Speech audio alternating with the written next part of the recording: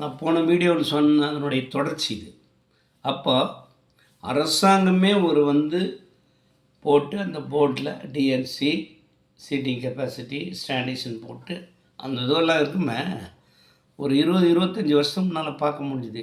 அதிகபட்சம் 30 கூட இருக்கலாம், சொல்ல முடியாது. ஏன் இப்போல்லாம் அந்த போர்டை போடல? சஜஷன் பாக்ஸுன்னு ஒன்று வச்சுருந்தாங்க, அதையும் எடுத்துட்டிங்க. திருக்குறள் எழுதி போட்டிருந்தாங்க, அதுவும் பண்ணுறதில்ல. ஏன் பண்ணீங்கன்னா எனக்கு தெரியல, அது வேறு விஷயம். ஆனால் பார்த்த ஒரு சிலர் மறந்துடுவானா? அங்கே தானே பாயிண்ட்டு. ஏன்னு கேட்டால் திருட்டு வேலை பண்ணுறானுங்கன்றது அவங்களுக்கே தெரியும். திருட்டு வேலையும் பண்ணிக்கிறானுங்க போக்குவரத்துலன்றதுனால அமைச்சர்லேருந்து எல்லாருமே அதை நம்ம போட்டோம்னா ஒன்றா கோர்ட்டுக்கு போயிட்டோம்னா அப்போ நிறைய இப்போ 10 பஸ்ஸு ஓடுதுன்னா நான் 1000 பஸ்ஸு வாங்க வேண்டியது வரும்.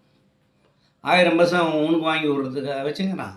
1000 பஸ்ஸினுடைய துட்டு எடுத்துன்னு போய் சுவிட்சர்லாண்ட் பேங்கில் போட்டு அவன் ஃபேமிலி அவனுடைய சொந்தக்காரனுக்கு கூத்தடிக்கிறதுக்கு ஒவ்வொருத்தருக்கும் ஒரு காரு, அவன் வீட்டில் இருக்கிறவங்களுக்கு ஒவ்வொருத்தருக்கும் ஒரு காரு, அவன் மச்சானுக்கு, மாமானுக்கு, அவன் சொந்தக்காரனுக்கு, ஒன்று விட்ட சொந்தக்காரன் எல்லாருமே. ஒரு மினிஸ்டருக்குறானா அவன் மினிஸ்டருக்கு 10வது சொந்தக்காரன் 10வது இருக்கும். அதாவது ஒன்று விட்டா அவனுக்கு கூட எவ்வளோ இன்ஃப்ளூயன்ஸ் இருக்கான்னு எல்லாருக்குமே தெரியும்.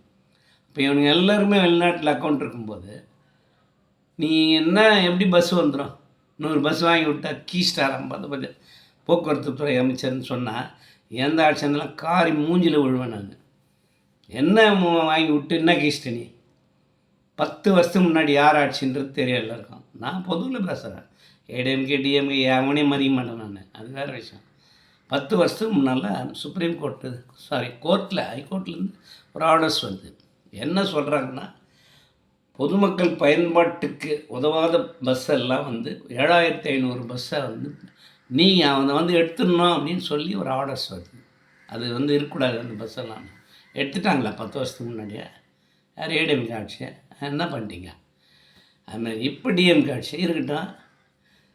எந்த ஆட்சியும் 70 வருஷமாக ஏமாத்தின்னு தாங்கிறீங்க ஜனங்களை. இந்த மும்மொழி கொள்கைன்றீங்களே, உங்களை ஒரு கேள்வி கேட்குறேன் நான், அதுக்கப்புறம் நீ பேசுங்க. தமிழ், இங்கிலீஷ் ரொம்ப சந்தோஷம். பேரறிஞர் அண்ணா, மறைந்த முன்னாள் முதலமைச்சர், அவர்களால் தொடங்கப்பட்டது தான் இந்த இருமொழி கொள்கை. பயங்கரமான விஷயம். அவர் பெரியாரெலாம் இல்லைன்னா நாட்டில் எந்த இதுவும் கிடையாது. எல்லாம் ஆடு மாடு மேய்ச்சின்னு இருந்திருப்போம், அது வேறு விஷயம். அவங்களால உருவாக்கப்பட்ட அந்த இருமொழி கொள்கை ஃபாலோ பண்ணி வந்தோமே. நான் கேட்குறேன், அவர் இறந்துட்டார். அவங்க சொல்கிற 67 இறந்துடுறாரு. 70க்கு முன்னாடியே அவங்க சாப்டர் முடிஞ்சு போகுது. அவங்களாம் தூய்மையானவர்கள். அவங்கெல்லாம் இருந்தால் நீங்கள்லாம் திருட்டு பசங்களாம் இருந்திருக்கவே முடியாது.